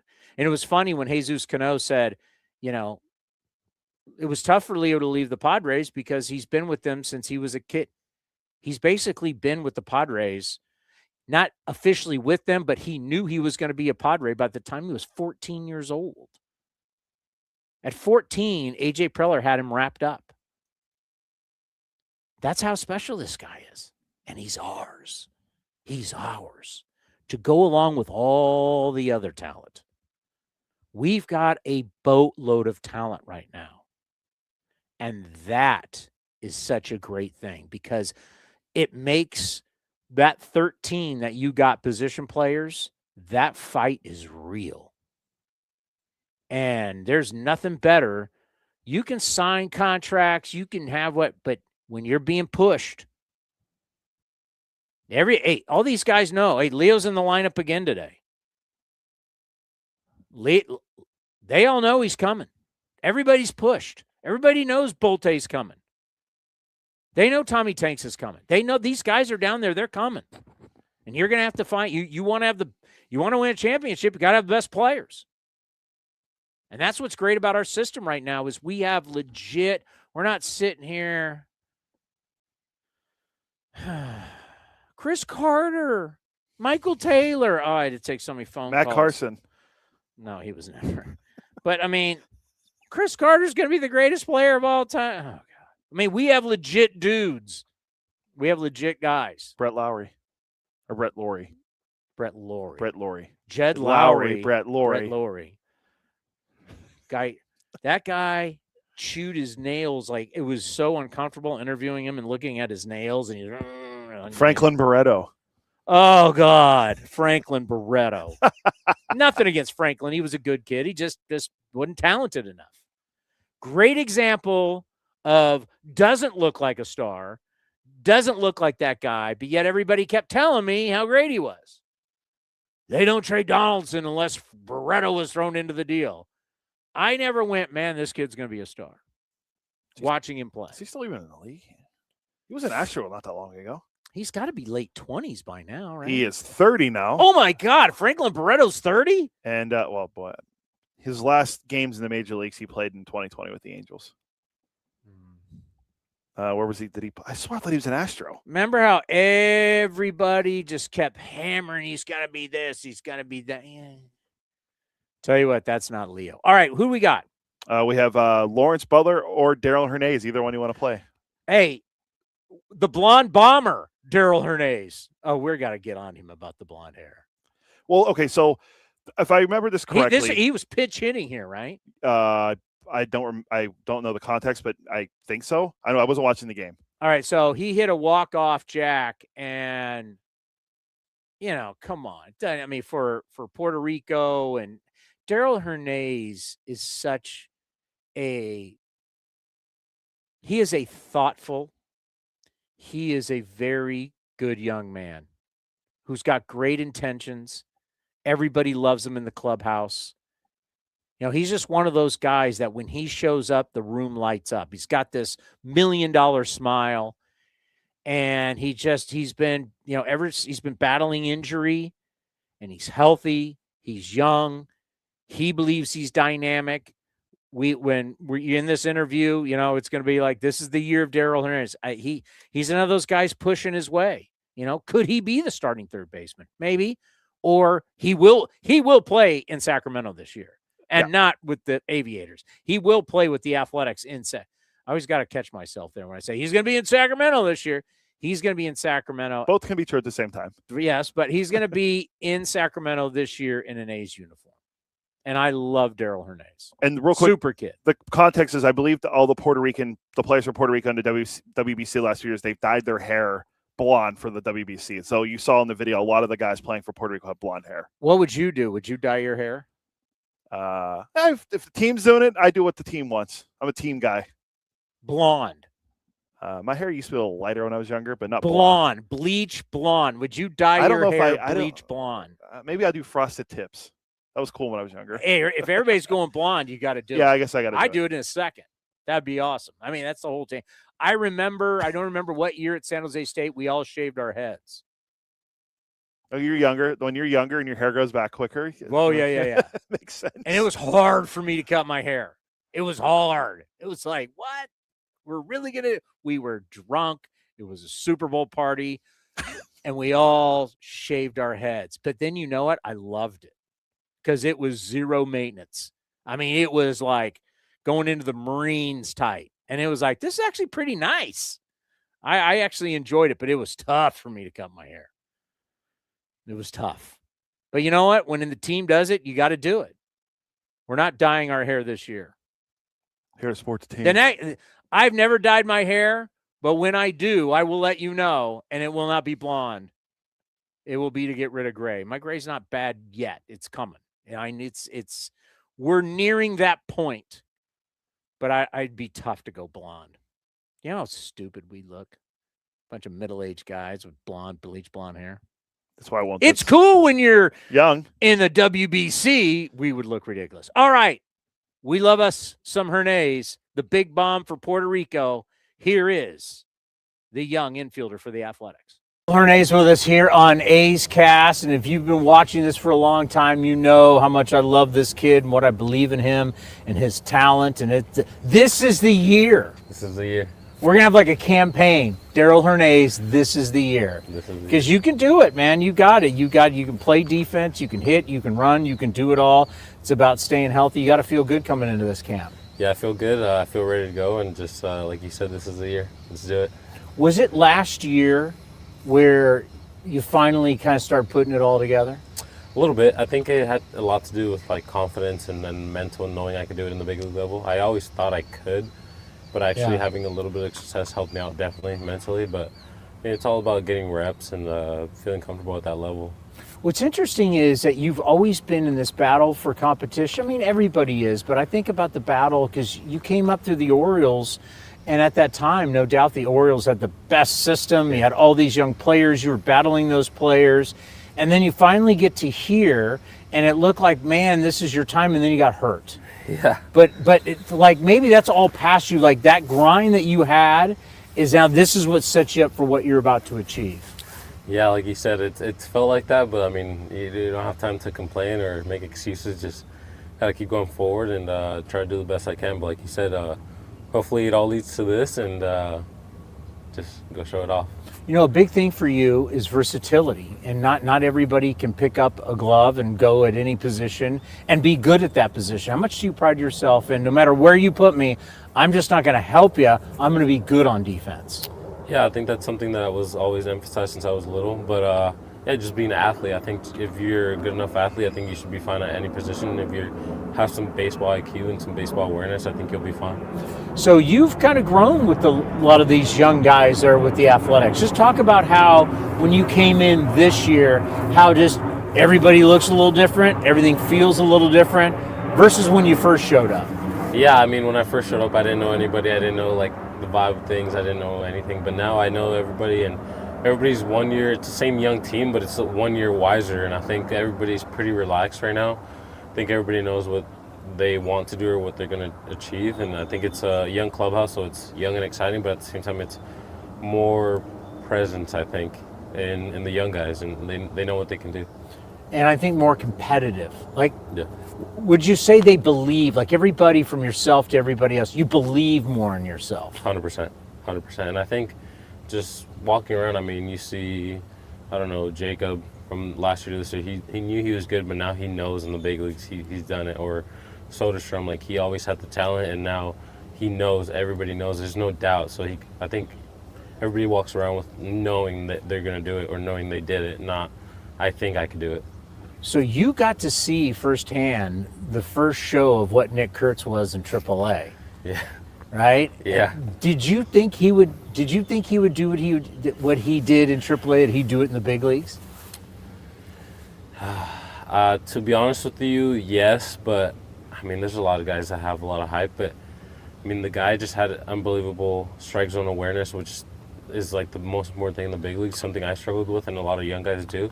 So the guys are so good, but I mean, yeah, I mean, he just hit the ball so hard, and he knows how to drive the ball in the air too, so like, he's not wasting his power. But yeah, I mean, I didn't think it would, I thought it would take him like half of the season, and I guess he started a little bit slow, but he ended up like 17 games. Yeah. Yeah, it was crazy, but no, yeah, from the beginning, I mean, the first at-bat of the season, I was hitting third, he was hitting second, and he went like 107 line drive at the first baseman out, and I was like, dang, I didn't like hitting behind him at AAA just because he would barrel something up, and I'd be like, okay, well, what am I going to do now? But honestly, that first at-bat, I hit a homer, so that was a good start. But yeah, he's unbelievable, and a great kid, like, easy to root for, and yeah, unbelievable talent. I mean, it's easy to say you could dream, and I mean, he could be a Hall of Famer one day, so I think that's what it looks like from the start. Yeah, it's definitely something. I mean, it is special, and you don't want to put the cart before the horse, right? And when you talk about hype, but after you've seen what Nick Kurtz has done, and you're like, yeah, if he stays healthy, it could be that type of career where maybe someday, I mean, it's the elite of the elite, the Baseball Hall of Fame, but he has that kind of talent. You know, we've talked a lot about the position players. You've played with a lot of the young pitchers. Talk about how the arms that are coming our way that you've seen, that the pitching is going to be much better this year. Yeah, I haven't played with all of them, but the ones I've seen, I mean, they're pretty elite. And I think it's exciting because, I mean, we have one of the best offenses in baseball, I think, already, and I think we're going to continue to grow. And, I mean, you just keep adding pitching, keep adding, like, elite-level prospects. I mean, I think it's the sky's the limit, so I think it's exciting. This offseason, getting your body ready for the full 162, it's taken a few years for you to learn it. How is it different now in an offseason when you really know this is what I have to do to prepare my body? Yeah, I mean, definitely was a grind. I definitely worked pretty hard on my body as well as my mentals. I think a lot of it is mental as well because everybody's tired in July, August, and I think mentality is a vital part as well as being smart. You know, like I got hurt my first year, like you said, trying to beat out a play. And yeah, it's important to obviously give it your all, but like you can't be trying to lunge for the base, I guess, like I did. And yeah, I mean, you live and you learn, but yeah, definitely worked pretty hard to come ready and worked on my swing. So yeah, I feel good. All right, I'm asking everybody, coolest thing that happened to you or that you did this offseason that has nothing to do with baseball? I went to Puerto Rico.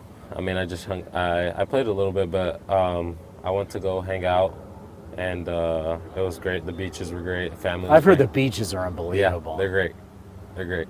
So I think that was pretty much the coolest thing I did.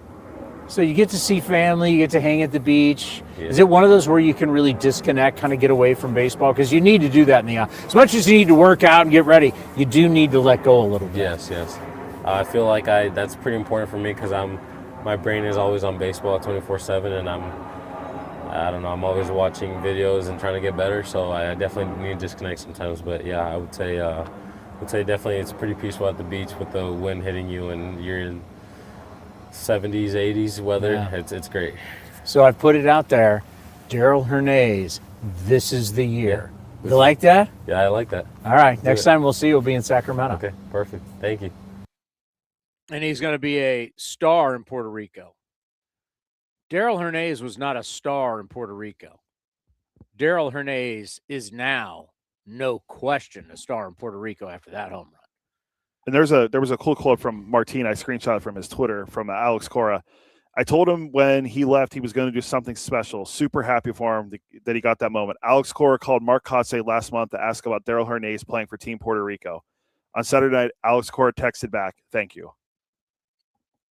That's pretty cool. You got you got the manager of Puerto Rico and World Series champion Alex Cora reaching out to Mark Kotze about Darell Hernaiz and telling him thank you for about playing him on Team Puerto Rico after their win, the walk-off win. Our problem with all of these special events, and you can name it for multiple sports, it's just when do you do it in the sports calendar? Because years ago, we all respected each other, right? We all had our seasons. There was football season. There's baseball season. There's basketball and hockey, right? And then all these sports, well, we want to make our brands, our leagues talked about year-round. And the problem is there's certain times of the year you should do stuff, and there's certain times of the year that you shouldn't. And at this time of the year, it's college basketball time. It's tournament time. We love college basketball. St. Mary, is it Zag St. Mary's tonight? St. Mary's Santa Clara tonight. St. Mary's Santa Clara tonight. We saw the great David Feldman, our buddy Roxy Bernstein are down there doing WCC. And then next week in Vegas, a bunch of tournaments start. I know the ACC starts because I'm an ACC honk now. And it's college basketball time. It's like in golf when they try and build up the Ryder Cup, and you're like, hey, that's great, United States versus Europe, but I'm watching college football on Saturday, and then I'm watching the NFL on Saturday. I love golf. I watch golf throughout, but that time of the year, it's NFL, it's college football. We're all trying to expand because no one wants to disrupt their own leagues, right? No one wants to disrupt. We don't want to disrupt when the calendar, it's baseball games, it's golf tournaments, it's NBA. Hockey is the one that said, all right, Four Nations, we'll do it right in the middle of the season when everybody's fired up about hockey. And it works. We were in Tempe, Arizona, where hockey did not work. Hockey, the Phoenix Coyotes did not work. But that Four Nations thing, not this spring, but last spring, Tempe is where Arizona State is. It's all a bunch of college bars, restaurants. Everybody was going nuts over the Four Nations thing because it was hockey season. We're trying to do things that are not in season. And we want them to be super popular, and it just struggles. I mean, it's cool, but it's like if we were doing this like in the middle of summer, people would be going nuts. But right now, I was at Circa after our game yesterday. Circa, all college basketball. And that's the number one sports book in Vegas. Everybody's watching college basketball, except us baseball dorks. Coming up next, we've missed her. Where has she been? What has she been doing? Greatness next, right here on A's Cast Live. Secure your spot for priority access to 2028 season tickets at the A's Ballpark in Las Vegas for just $19.01. The amount honors the founding year of the Athletics franchise in 1901. By joining the priority list, you'll get an early opportunity to grab season tickets before they go on sale to the public, while also supporting youth baseball and softball programs across Southern Nevada. To secure your spot, visit athletics.com/Vegas.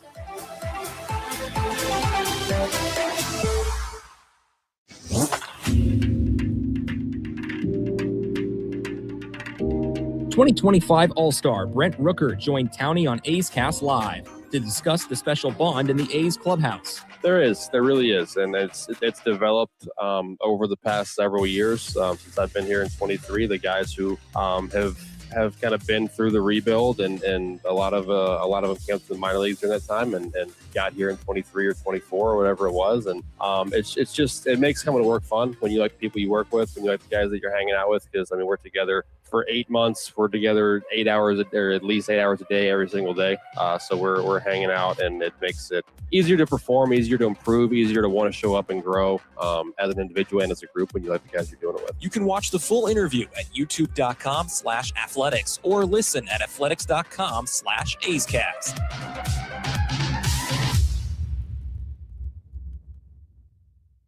Baseball is back, and big league action has never been more affordable. For a limited time, grab your tickets to see the A's in West Sacramento for just $8. That's right, only $8 for select games this April and May.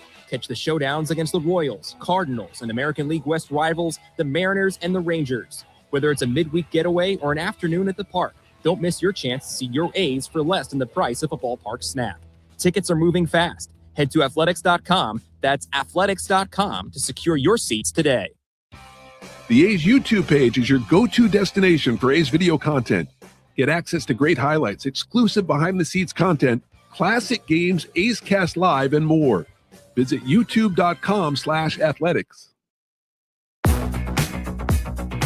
The time is now. Grab your sunglasses, A's gear, and get ready for some fun in the sun. Spring training is back as the Athletics get ready for the 2026 season. Now's the time to make plans to catch us in Mesa, Arizona, and enjoy the sunshine of your family and friends. Grab your tickets for the best seats at the lowest prices as your green and gold take on the Dodgers, Giants, Cubs, Padres, and more at Hohokam Stadium. Don't wait. Get your tickets at athletics.com/spring. That's athletics.com/spring. Unlock offers and receive exclusive in-game features by downloading the MLB Ballpark app for iPhone and Android today. Plus, get the latest information on game time, schedules, and more.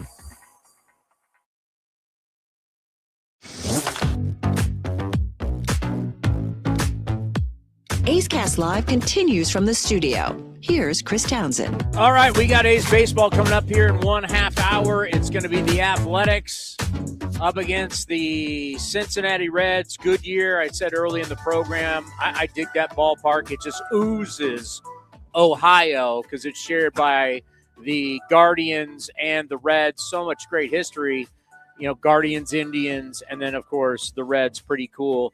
Well, I do you think, like, Jenny, this is like slumming for her? Do you think, like, coming on A's Cast Live spring training? I mean, she's been doing college basketball. She's done some NBA. She did the Warriors the other day. Like, usually she comes on in season. Do you think she's like, do I really have to do this? I mean, she's probably sitting there going, that's stuff Johnny Dasco does, right? That's what Chris Carey does. I don't come on with these jokers in the spring.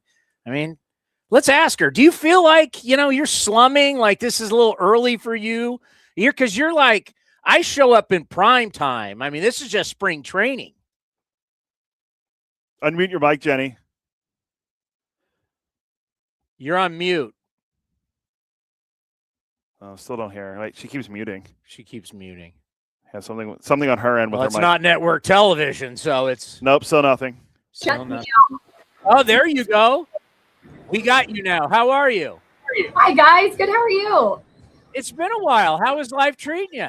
It's been a minute. The last time I saw you, there was a torrential downpour in the Cactus League and under a tent that was being held up by the one and only Road Trip Mike. So things have changed in the last couple weeks here. It's very sunny. It's very beautiful.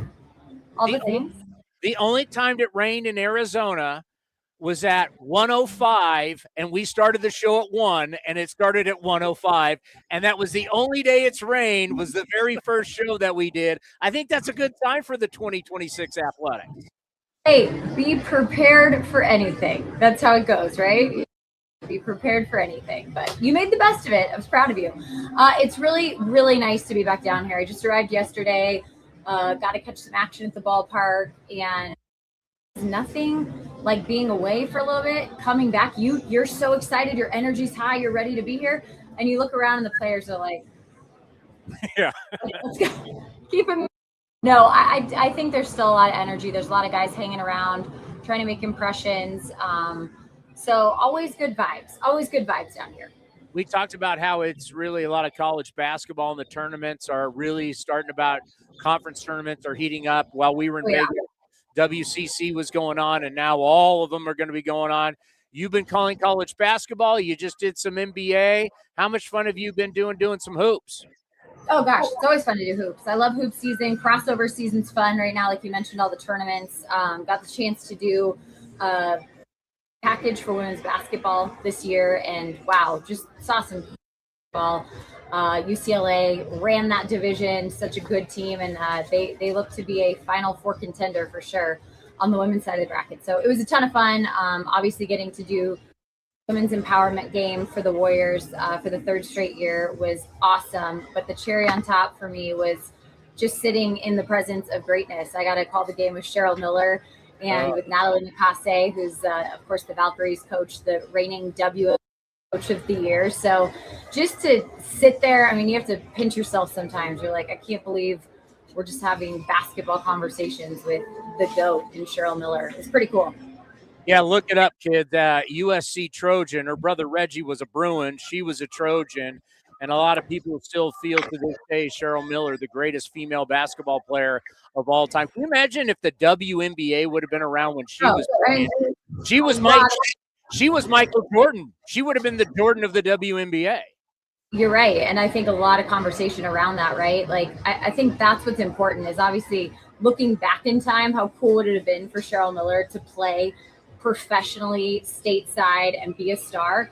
But you fast forward all the years, like she's the one that opened the door for a Caitlin Clark to exist on the stage that she does and for the game to be what it is now. I mean, you look at the WNBA, I know we're kind of approaching this in Major League Baseball next year with the CBA, but in the WNBA, they're going through a collective bargaining agreement right now where each side cannot agree and they're up against a deadline, a hard deadline coming up tomorrow.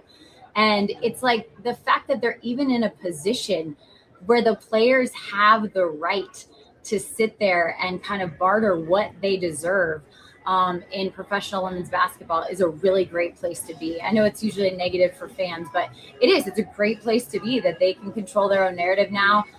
They have their own professional sports league. They're doing very well at that. You know, they're filling up arenas, great brand of basketball. So it was neat to have that conversation of thinking back to the early 80s, right? 1980s, Cheryl Miller was thriving at USC. And to go, okay, fast forward all these years, 44 years later, we've come so far. And there's still a ways to go, obviously, in certain areas. But, man, like, I think she has to be so proud to know that she really kickstarted a conversation of where women could be on the professional sports scene. And she opened doors for just generations to follow her. Yeah, and obviously, with just being in Vegas, the dominance of the Las Vegas Aces. Ricky Hammond, Colorado State Ram, baby. And where we're going to be in 2028, the Aces have just been as good. And congratulations to Mark Davis and what they've been able to do there. Absolutely. All right, to baseball. It has been a while. Just how pumped are you to get back into the flow of things and be on the mic today? I mean, Jesse Goldberg-Strassler is here, so I'm super pumped. He and I are going to call games for the next 3 days, so really excited to work with him, get the chance to pick his brain about a lot of the A's prospects that he gets to see each and every day they run through Lansing. So he's going to be a wealth of knowledge on our broadcast. Great when the younger guys are in there, just get again his perspective on the growth of the system, which will be nice. And then just spring training for me too, right? Boot camp week. I got a lot of radio games this week. We have TV coming up on Friday, just to get in that rhythm. It's really, really great to sit down. And honestly, this was my favorite part today so far, besides sitting next to Jesse. A freshie. I pulled out a fresh scorecard, fellas. And got to get the pins out. Oh, yeah. I got to tell you, I tried to keep score. I made it like 3 innings. I'm like, what am I doing? Oh, it was great. It was great to listen to you and Johnny. I loved it. I was walking the dogs, was running kids around, and I got story time. So it was really fun. The games that we did, they were all well over 3 hours. There was a lot you could have done. I wish nothing but 2 hours and 15 minutes on you the next couple days. No question. No question. No Brazil issuing 17 walks in these. Oh, that game that we did at Diablo. Like, I'm already on for 2 hours before the game. Then the game was like 3 hours and 40 minutes. I'm like, I've been on for 5.5 hours. I got nothing else to say. Those are long days, man. For Put in the you, work, Chris. for you, yeah, they have no problem working me. There's no question. For you, getting back into it, and now that you've been here for a few years and you've watched the team grow, you've watched the maturity, you've watched it. Now that you're back at it, what are you seeing different in the ball club? You know, I think really think back to like when I came on with the team and I was being onboarded in 2024, that spring training and a lot of the conversation around like this team needs to take another step. The expectations have risen a little bit, but we still have to feel out who we have, what we have. They were still bringing in players, kind of those veteran presence players that could fill positions until they were ready for some of these younger guys. 2 short years later, we have a jam-packed roster loaded of offense, which is so exciting, obviously. And coming off the year that a lot of those young guys had, obviously led by the charge of Nick Kurtz, the excitement of him. I think more than anything, it dangles a carrot for these young guys of being the example of, like, look what can happen so quickly for Jacob Wilson, for Nick Kurtz. Like, the next trail of guys, we're watching a 19-year-old, a teenager in Leo De Vries, looking like a big leaguer, the way he walks around this place, the way he carries himself, the way he prepares for games, the way he performs in games. And that's the exciting part of going, oh my gosh, there's still more talent. There's still more young talent that can come through. But we go from those words of like, you know, expectations, you know, guys trying to grow and continue to learn to now it's like, that expectation is a reality. Like, this team wants to make it to October. They want to play more than 162 games. They want to be prepared for what the postseason could look like. And I look at the team they're playing today in the Reds, right? A young team last year who got that opportunity to be in the postseason, got that taste, that chance, saying like, we've turned the tide, and now it's exactly where the A's want to be this year, and trying to turn the tide as well.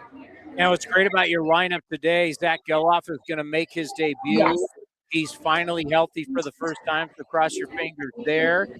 Leo is still here. They've made some moves, but Leo is still here. Tommy Tanks is still here and going to be in the lineup. So there are some really good stories. I don't know how much longer we're going to have Leo or Tommy Tanks with us in here with the big club before they go down to minor league camp, but we can still enjoy and watch these kids develop, and you get to see just how special Leo really is.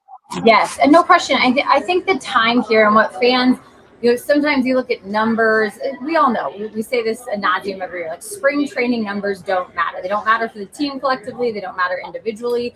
It matters if you're making progress in the plan, right? If you're sticking to your game plan, what's been asked of you individually, and if you're attacking it that way, regardless of the results of the numbers. But the point of the guys you just mentioned, the Leo De Vries, you know, Tommy White still being here, these are impressionable moments. Like, you're getting the playing time on a big league field at spring training. You want to leave the impression that when you go down, when you get optioned, whatever it might be, wherever you start the season, if there's an injury down the road, if there's a need to fill a position, you want to make sure what you do in these final opportunities is right here on the manager's mind. It's right there on the front office mind, so that it is call to say that kid's ready. We're ready for them to come up, and this is going to be their moment. And so kind of big league careers are made sometimes, right? In these final days, these final weeks, because they want to see that you can handle it, that you can handle the pitching at this level, that you can handle the opportunity at the moment. So these are big games for them. All right, I know Cody and I are going to talk about this. We'll end on this. Did you see that Darell Hernaiz has dyed his hair blonde, and the entire team Puerto Rico has dyed their hair blonde? I mean, that was a requirement before you got to the WBC. They all did it before they got there. That was a requirement to be on that team. So Cody has mentioned here on the air that as a broadcast team, that's something that we should do. Are you willing? Have you ever been blonde? And are you willing to go peroxide blonde? Jesse Goldberg-Crosser, we'll get him in Lansing doing it. Would you, for the team, would you fall on the sword for the team, that beautiful hair of yours, would you go peroxide blonde for us? I'm a team player. I am a team player. You're so lying. I think there's a wig that you can just put on. I've never been blonde. I mean, the blondest I've been is maybe like college when those horrible highlights were in style. Oh, no. Just paintbrush those highlights on. Platinum blonde. Are we doing this? No. I just wanted to see if you'd do it or not for the team. For the team. I'll do anything for the team. Team player. Can you imagine if we were just like peroxide blonde, like Steve Sachs is like a towhead? Can you imagine seeing this? The one you're going to have to really convince is Chris Carey in that coif. I mean, I think he's copyrighted that thing at this point. So I don't know. See, with Chris Carey, I would even go deeper. I'd say, Chris, we're all shaving our heads for the team. Would you shave your head? There you go. There is no chance. Can you imagine if we had the clippers on him like this is the Marines, just the tears coming down? It would. I don't think he could take it. The fear in his face. It is great to see you. We're glad to have you back. We'll talk to you later in the week and have a good call today. We'll be listening. Sounds great. Thanks, guys. Jenny Cavnar right here on Slumming It on A's Cast Live today. She wouldn't go blonde. I'm not surprised. I knew she wouldn't do it. Carey wouldn't either. Carey's on a team. No way. Carey's a me guy. Carey is the kind of guy where you'd say, hey, Chris, there's no I in team. But he'd respond, well, there's an M and an E for me. There is no way he would dye his hair, and there's no way he would shave his head. No chance. No chance. Well, we didn't. The audio sometimes where our broadcasters are like they were in Surprise, so or Goodyear. We're Goodyear. They're in Goodyear, so the Wi-Fi is not as good as like when we're at our home ballpark. Correct. So it was a good idea not to do Know Your Reds. Would you like to play Know Your Reds? I did it. She was kind of cutting in and out, and I'm like, knowing your Reds may have been if you can't totally hear and respond, the greatest game in spring training history maybe wouldn't have worked. So it was when do we have her next? Probably Wednesday. Wednesday we can do. Who do we play Wednesday? I had D-backs. Can Jenny Cavnar be better at know your D-backs than Chris Carey, who knew nothing about the D-backs? That's true. I'll do that. But know your D-backs on Wednesday. We got a good one. We got to go in for Jesse tomorrow. Jesse Goldberg-Strassler, our play-by-play man from the Lansing Lugnuts. It's going to be awesome to hear him he's there for the week. I think they're doing 3 games. Oh, yeah. Did she? She just said they're doing a game Friday. TV, yeah. Is that a night game? No, the only night game we're playing is next Thursday against the Mariners, I believe. But we're playing the Cubs on, is it Friday? I think we're playing the Cubs. It's a TV game? Padres. Yeah, I believe it's a TV game. Awesome. So get to see our boys on television with our broadcasters. People like wonder, well, why is one game not like certain teams will just put up a camera, and a lot of teams don't. But this will be an official NBC Sports California broadcast, it sounds like. Right? Yeah. I'll pull the specifics of it. So we got to promote. Jesse Goldberg-Strassler has no idea what we have in store for him tomorrow. No, he hasn't. I think he'll do well, though. He's a pretty astute individual. And, it looks like we're not going to blindside him on the topic. Yeah. This is not going to be like Jeopardy, and it's going to be a topic where he goes, I don't know that. Know your White Sox. How am I supposed to know that? No, this is going to be something that will be, he'll be comfortable with the topic. Now, whether he knows the answers or not, I don't know. Jesse is a smart guy, so I do not want you just lobbing him softballs all day long. No, it won't be. It'll be difficult. We're going to test like I do with Johnny. It will be Jenny and Dallas on the call Friday on NBC Sports California for A's and Padres. It'll be Chris Carey and Ken Korak on the radio for A's Cast Talk 650 KST and the A's Radio Network. Oh, it's not what I was kind of hoping we had a day off. We don't have a day off. Our next day off is March 18th. 12. So we're going to do 12 straight days of spring training programming. Yeah. Getting ready for the season. Well, we need content. So here's content for you. We'll play a shorter version of Know Your Reds. Let's go. Hold on. Since it's just you and me, I'll queue up. Know Your Reds. All right. Know Your Reds. Who is the Reds' all-time leader in WAR? The Cincinnati Reds. Yes. Joe Morgan. Pete Rose. It's not Joe Morgan? It was Pete Rose. What was Pete Rose's WAR? 78.1. Who was the Reds' all-time home run leader?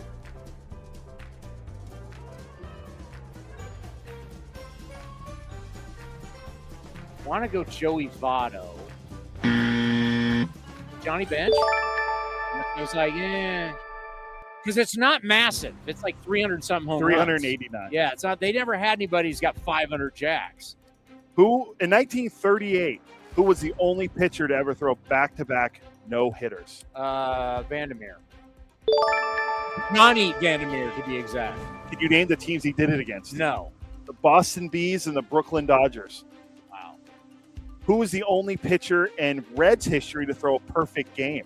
Tom Browning. Oh, you are on fire. Know your Reds, baby. Know your Reds. Which Hall of Fame manager is the Reds' all-time winningest manager? So one wins. It's got to be Sparky Anderson. Which two teams did the Reds beat when they won back-to-back World Series in 1975 and 1976? They beat the Red Sox and the Yankees.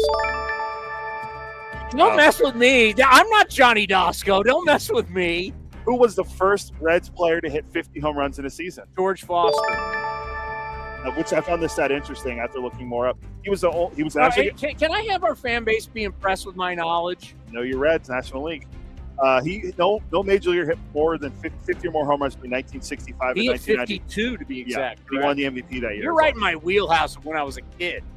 Not the big red machine. I was 3 and 4 years old when they won. Who? It's like when people would come up to you, you remember when the A's played 72? I'm like, that was when I was born.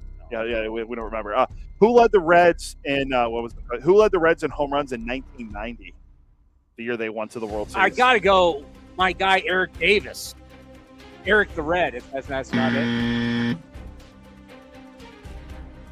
Chris Sabo. I saw and talked to Eric Davis. Eric Davis was a star, right? I saw Eric Davis smoking a cigar. We were both smoking a cigar by the pool in Orlando at the winter meetings. Clearly, he has no idea who the hell I am. And I just went up and said, Eric, how you doing? Chris Townsend. I didn't say A's or anything. I just said, Eric, huge fan when I was a kid growing up. We had a little conversation. My new friend, Eric the Red. Remember, when I was growing up, he was supposed to be the next Willie Mays. I mean, Eric Davis was badass. Dude, he had 80 stolen bases and 30 bombs in a season. Well, come on. I think that was who was the first player in Major League history to hit 30 homers and steal 50 bags? Eric Davis. Eric Davis was a star. At the All-Star game, he was all decked out in the Reds. It was Eric the Red. What was the name of the Reds bullpen in 1990? The Nasty Boys. Come on, let's go. Which member of the Athletics coaching staff played for both the A's and the Reds? Right now? Yep.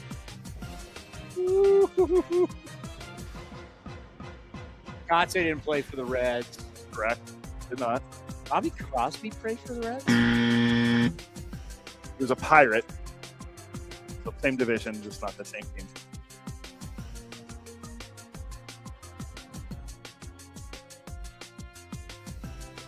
Friend of the program. Once or twice. They're all a friend of the program. That didn't do me any good. So we wanted to have him be the guy with Leo De Vries when we interviewed Leo. Ramon? That's right. He played for the Reds. That's right. All right, here we go. Now we're getting a little more current Reds. Who was the last Red to win the MVP award? That'd be one Joey Votto. Okay. Who was the only Reds pitcher to ever win the Cy Young Award?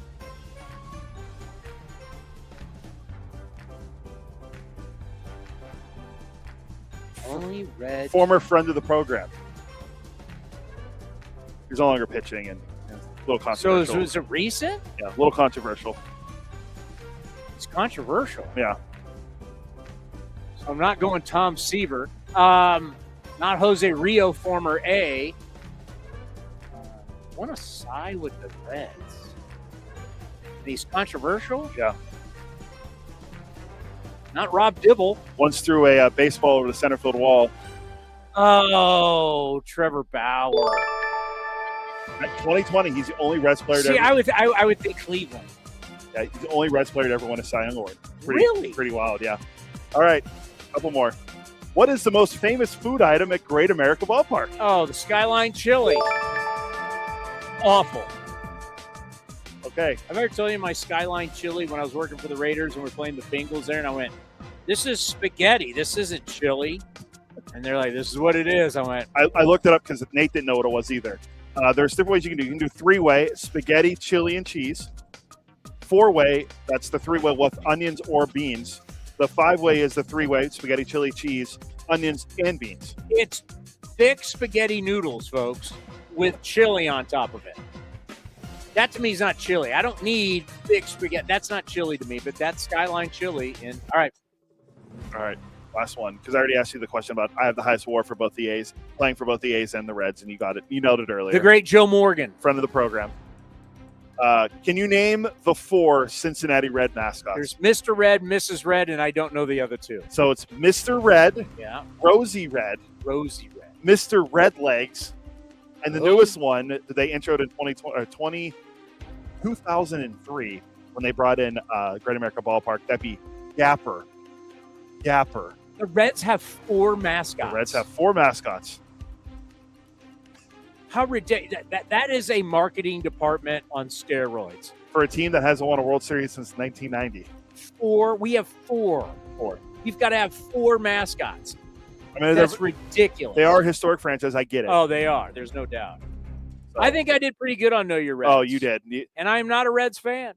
Yeah, I mean, I don't know. I try to get every era. I mean, I got Johnny Vandermeer in there. That's the 30s. Did the 70s. You want me to be controversial? Did the 80s. Did the 90s. You want me to be controversial? Sure. I've been to Cincinnati once. Oh, this is a great line. And I don't need to go back. And they have always said that if the world is going to end tomorrow, go to Cincinnati because Cincinnati is always 2 years behind. Was it 2 years? I thought it was 5 years. 2 years. But 5 fits too. No offense, Cincinnati. No offense. No, I can offend you. I'm from. Is there Pittsburgh. anybody from Cincinnati listening or watching? No offense. We do have a good friend with the Reds. Our good friend Jeff Brantley, the Cowboy. Oh, I love the Cowboy. Mississippi State. Tito Francona's now there. Friend of the program. I'm trying to think what other A's Reds ties do we have, or just friends that we have. Their GM worked for. Worked for the A's. Friend of the program, Nick Kroll. Yeah. So we got A's and Reds coming up next. Tomorrow's A's and White Sox. We will not be playing Know Your White Sox. Jesse Goldberg Strassler, if you're listening, it will not be White Sox. We will be asking. There will be one question though. How many times will you say South Side on the broadcast, Jesse? Can Jesse do that?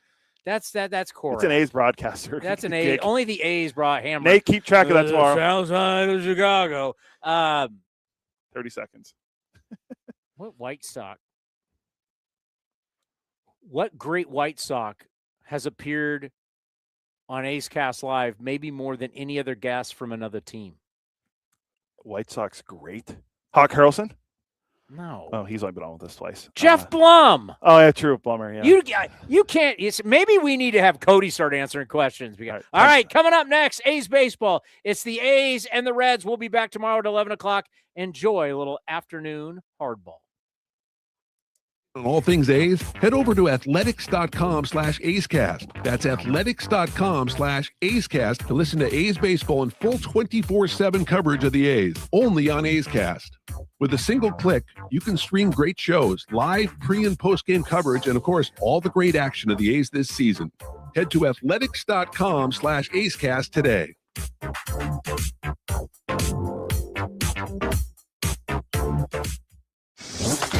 This has been a presentation of The Athletics.